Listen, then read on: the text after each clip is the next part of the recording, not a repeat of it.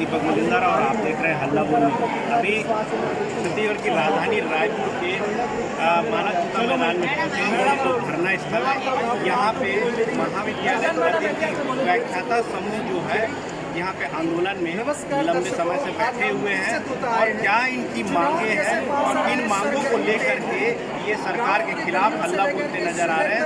हम यहाँ जो साथी हैं इन लोगों से बात करने की कोशिश करेंगे कि इनकी आखिरकार मांग क्या है, क्योंकि एक राज्य की जो अच्छे स्वास्थ्य और अच्छी शिक्षा से है, उसमें जहाँ शिक्षा की बात आती है वो सबसे अग्रणीय होता है शिक्षा।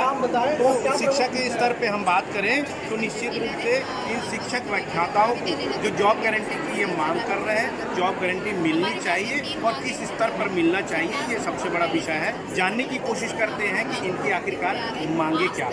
पहला क्या है? पहली है 12 महीने की जॉब सुरक्षा हो, हमको 12 महीने की हमको नौकरी मिले, हमको 5 से 6 महीने में निकाल दिया जाता है। बाकी साल के आधा महीने हम बेरोजगार रहते हैं, उसमें हमारा घर कैसे चलता है ये हम भी जानते हैं।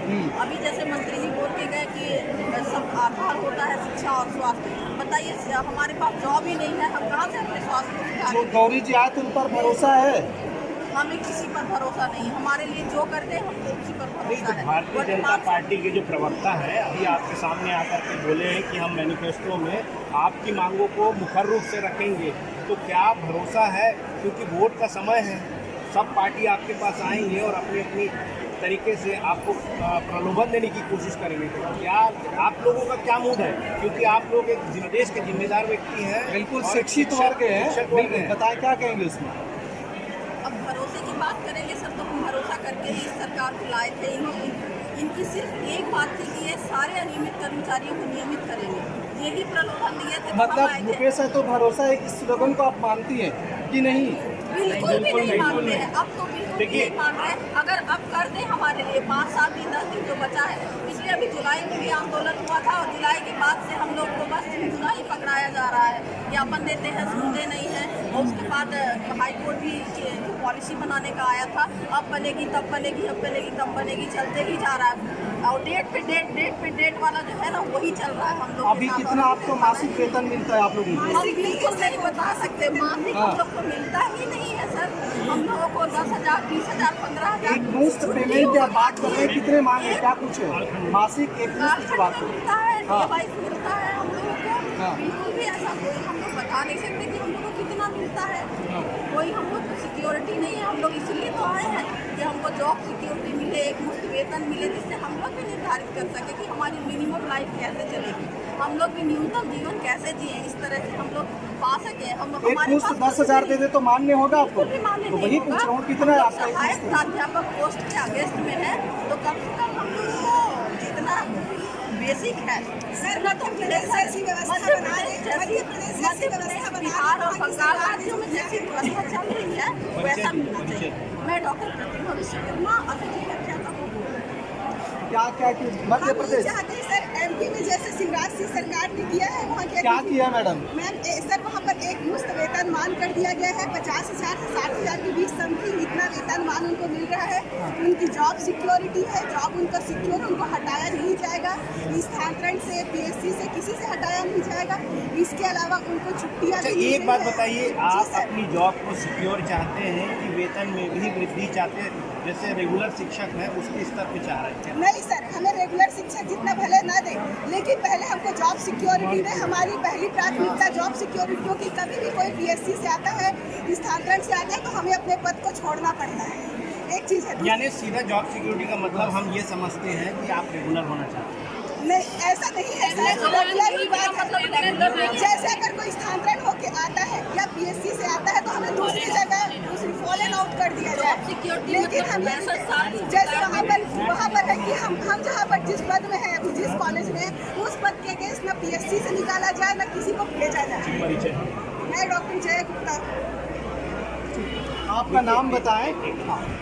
आप ये स्पष्ट करें पहले कि जॉब सिक्योरिटी का अभिप्राय क्या है?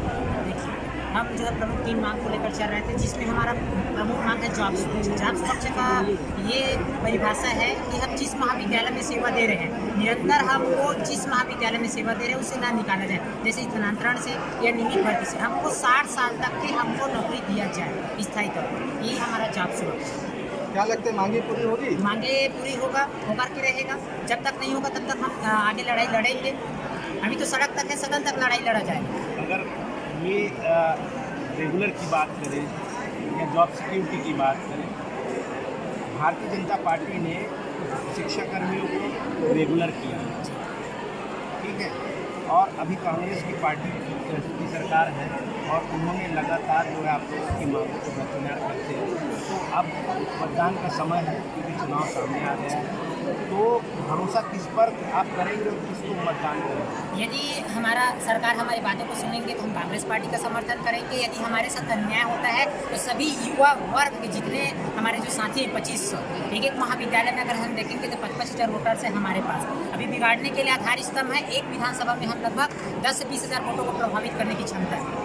हर एक जिले में विधानसभा में हमारी जनसंख्या जो है 2500 की जनसंख्या है, लेकिन हम एक महाविद्यालय में 5,000 बच्चे को हैंड ओवर करते हैं। तो क्या आप शिक्षकों की बात आप बच्चे मानेंगे?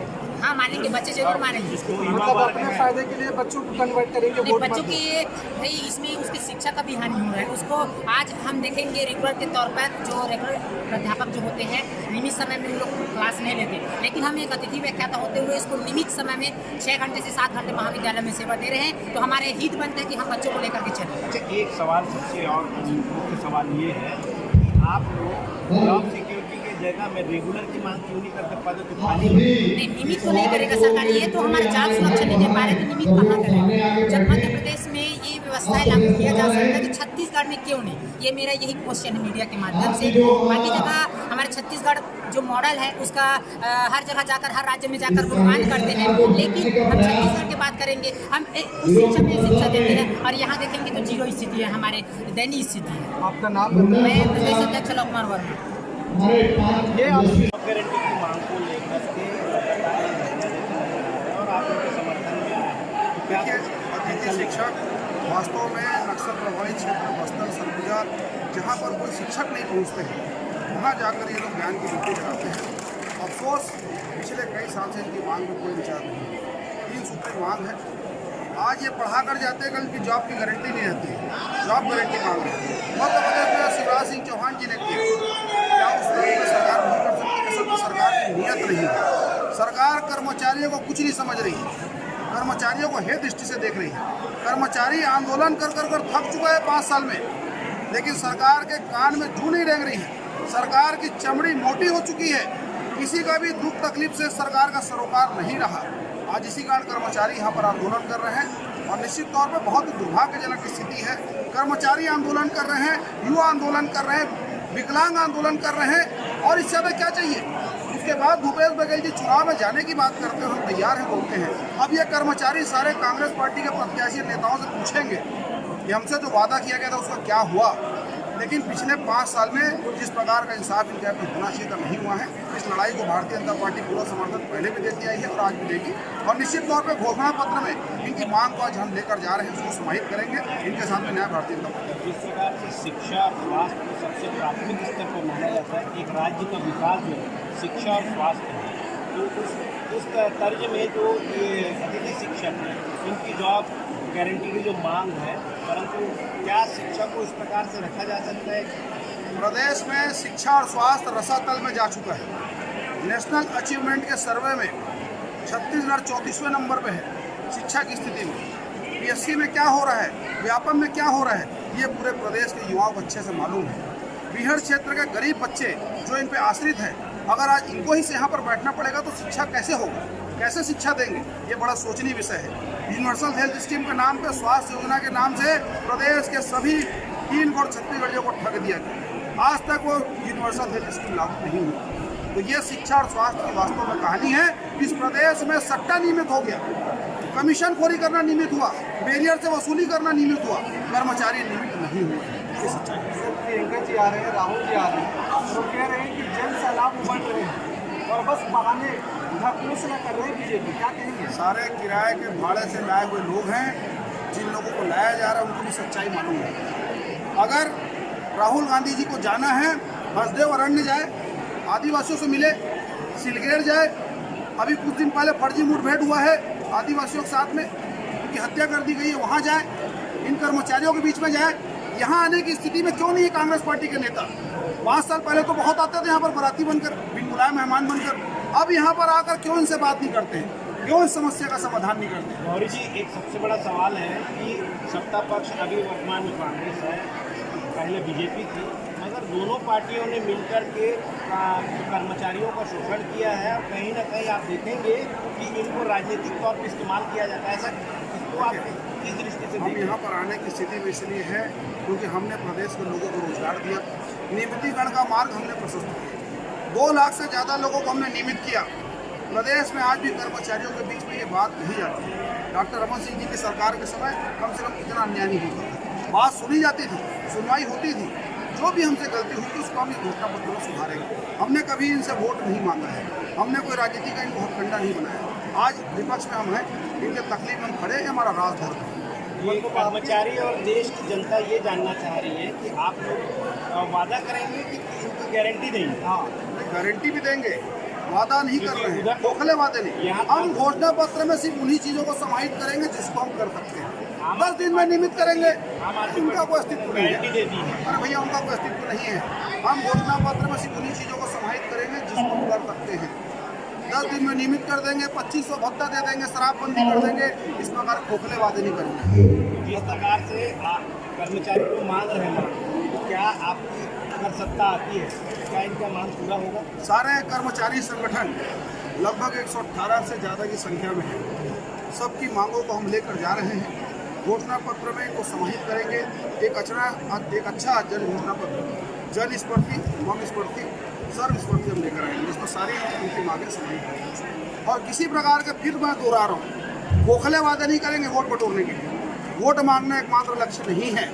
इनको इनका अधिकार मिल जाए, इनके साथ हम खड़े रहेंगे, हमारे लिए सर कांग्रेस तो कटाक्ष करती है, 2014 के चुनाव के पहले जितने वादे किए थे कितने पूरे किए, क्या कहेंगे इस विषय में? हमने जो भी वादे किए थे पूर्व में 15 साल की सरकार में लगभग सबको प्रयास, ईमानदार प्रयास किया, मुद्दों से भागे नहीं हम।